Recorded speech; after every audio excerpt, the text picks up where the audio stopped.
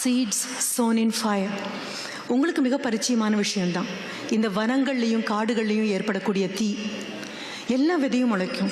ஆனால் இந்த ஓக் மரம் அப்படின்னு சொல்லக்கூடிய இந்த ஓக் மரத்தினுடைய விதைகளான எக்கான்ஸ் அப்படின்னு சொல்லக்கூடிய இந்த விதைகள் ரொம்ப கடினமான தோலால் ஆயிருக்குமா. வனத்தில் தீ வரும்பொழுது தான் தீயினுடைய வெப்பம் தாங்காமல் அது வெடிக்குமா. அதற்கப்புறம் பெருமழை வரும்பொழுது அது வளருமா. நேற்று பெஞ்ச மழையில் இன்னைக்கு முளைக்கிறது எல்லாம் வெறும் காளான் மட்டும்தான். நெருப்பில் தூவி விதை விட்டு விருட்சமாக நிற்கக்கூடிய அந்த பெரிய மரங்கள் எல்லாமே 100 வருடங்களும் 150 வருடங்களும் 200 வருடங்களும் பார்க்க போகிற மரங்கள். உங்களுடைய மிகப்பிறந்த உலகத்தில் என்னுடைய ஒரே வாழ்த்து இதுதான். மிக அற்புதமான மகோன்னதமான தோல்விகளை நீங்கள் சந்திக்கணும். மாற்றி சொல்லிட்டேனோன்னு சந்தேகம் வரலாம். வெற்றி அடையணும்னு சொல்கிறதுக்கு பதிலாக தோல்விகளை சந்திக்கணும்னு சொல்கிறாங்களே அப்படின்னு. இல்லை, தோல்வி மிகவும் அழகானது. தோல்வி மிகவும் சுவாரஸ்யமானது. தோல்வி சொல்லிக் கொடுக்கக்கூடிய பாடங்கள் நிரந்தரமானவை. தோல்வி மாதிரி வெற்றிக்கு பாடம் சொல்லிக் கொடுக்க தெரியாது. வெற்றி போதை தரும், வெற்றி கிளுகிழுப்பு தரும், வெற்றி கிளர்ச்சி ஓட்டும், வெற்றி கால வழுக்கி விட்டுடும். பயம். தோல்வி ரொம்ப பெரியது. தோல்வி எப்படி தோல்வி அடையணும்னு முறை இருக்கு. இன்னார்கிட்ட தோல்வி அடையணும்னு முறை இருக்கு. அந்த தோல்வி உங்களுடைய தோல்விகள் அற்புதமான தோல்விகளாக இருக்கணும். போராடி தோக்கணும், உட்கார்ந்து தோக்கக்கூடாது, ஓடி ஓடி தோக்கணும். மிகப்பெரிய பிரம்மாண்டமான தோல்வியாக இருக்கணும். என்னுடைய மாணவன்கிட்ட நான் சிரிச்சுட்டே சொல்வேன், முயல் வேட்டைக்கு போய் ஜெயிக்கிறத விட யானை வேட்டைக்கு போய் தோத்துட்டு வாடான்னு சொல்வேன். எதை துரத்துறோங்கிறது முக்கியம், எதற்காக துரத்துறோங்கிற முக்கியம். இழந்தோமா வென்றோமாங்கிற வித்தியாசம் இல்லாமல் முடிந்ததுக்கப்புறம் கையில் கப்பை கிடைக்க அந்த கோப்பை கிடைக்காட்டா கூட அது முடிந்ததற்கப்புறம் மனதுக்குள்ள ஒரு திருப்தி. I have given my best. யாராவது you have done your best நான் சிரிச்சுட்டே சொல்வேன், I would like to better my best. அவ்வளோதான். இன்னைக்கு பெஸ்ட்டு, நாளைக்கு அதை பெட்டர் பண்ண முடியும். உங்களுடைய தோல்விகள் பெரிதாக இருக்கணும்.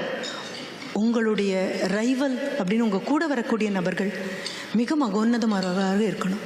அது என்னுடைய ஆசையாகவே இருக்கட்டும், என்னுடைய வாழ்த்தாகவே இருக்கட்டும். யாரை எதிர்த்து நீங்கள் போராடுறீங்களோ அவங்க பெரிய ஆளாக இருக்கணும்.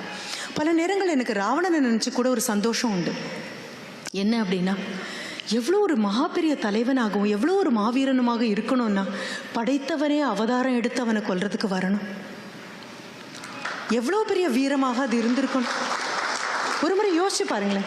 நான் குரூப் டிஸ்கஷன் சாஃப்ட் ஸ்கில் சொல்லிக் கொடுக்கும்போது குரூப் டிஸ்கஷன் அப்போல்லாம் சொல்லுவேன், ராவணனா பிறந்தா ரொம்ப வசதி. குழந்தைங்க ரொம்ப ஆச்சரியமாக நிமிந்து பார்ப்பாங்க. குரூப் டிஸ்கஷனுக்கு யாரையும் கூப்பிடவே வேண்டாம், 10 தலையும் பேசினாலே போதும். ஆனால் அந்த 10 தலை அப்படிங்கிறது எவ்வளோ பெரிய விஷயம். பார்வை எவ்வளோ விசாலமானது, எவ்வளோ மகோன்னதமான ஒரு எதிரியாக இருக்கணும். ஆக நமக்கு கிடைக்கக்கூடிய எதிரிகள் எல்லாம் நல்ல எதிரிகளாக இருக்கட்டும். அன்றாட பிரார்த்தனையாக ஆண்டவங்கிட்ட கேட்க வேண்டியது ஒன்றே ஒன்று தான், God please take in giving me the best of best rivals. தேர்ந்தெடுத்து கொடுப்பா. ஏதோ போகிற வரவனெல்லாம் எதிரி ஆக்காதேம்மா. நிதானமாக பார்த்து பார்த்து எனக்குன்னு ஒரு எதிரியை உருவாக்கி கொடு தெய்வமே. என்ன காரணம்னு தெரியுமா? குமிஞ்சு குட்டுறதுல சுவாரஸ்யமே கிடையாது. எம்பி குட்டணும். என்னை விட என் எதிரி 1/2 இன்ச் உயரமாக இருந்தால் அவனை விட 1/2 இன்ச் மேலே போகிற சௌகரியம் ரொம்ப அழகாக இருக்கும். குமிஞ்சு குட்டுறதுல என்ன சுவாரஸ்யம் இருக்குது? உங்களுடைய எதிரிகள் நல்ல எதிரிகளாக வாய்க்க கிடவுது. உங்களுக்குள்ளே இருக்கக்கூடிய நல்ல எண்ணங்கள் எல்லாம் கொண்டு வரக்கூடிய ஒரு எதிரியாக வாய்க்க கிடவுது. சரி, என் முதுகு பின்னால் யாராவது 2 பேர் பேசுகிறாங்க, அப்போ கூட சந்தோஷப்படுங்க.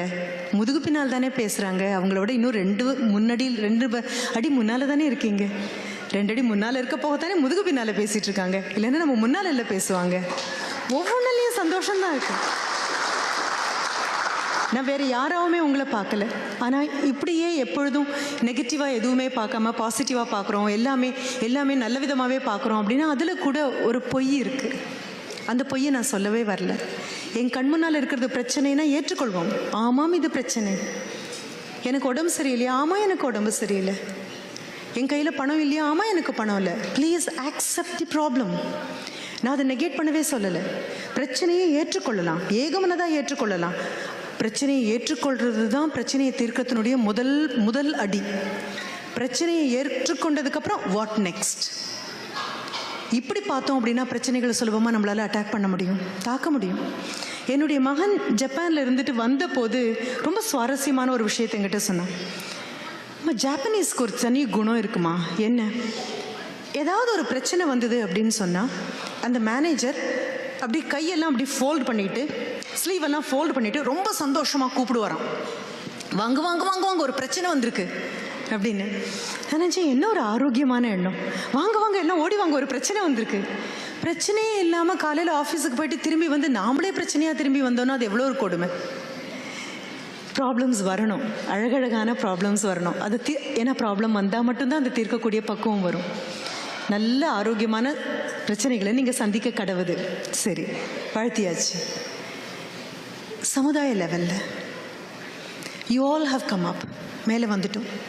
சொல்லப்போனால் இப்போ சந்தோஷமாக வெளியில் இருக்கக்கூடிய பனி விழுறது கூட தெரியாமல் உட்காந்து சாப்பிடக்கூடியது. இன்றைய பொழுது ஆண்டவன் நல்ல பேனாவால் எழுதியிருக்கான். பாதி எழுதும்போது இங்கு தீந்து போகாமல், பாதி எழுதும்போது உடைஞ்சு போகாமல், முழுவதும் திருத்தமாக அழகாக எழுதுகிற மாதிரி ஒரு நல்ல ஒரு பேனால் ஆண்டவன் நம்ம எல்லாருக்கும் இன்றைக்கி தலையெழுத்து மிக அழகாக எழுதியிருக்கான். நல்ல உணவு, குட் டைஜஷன், எல்லா வாழ்த்துக்களும்.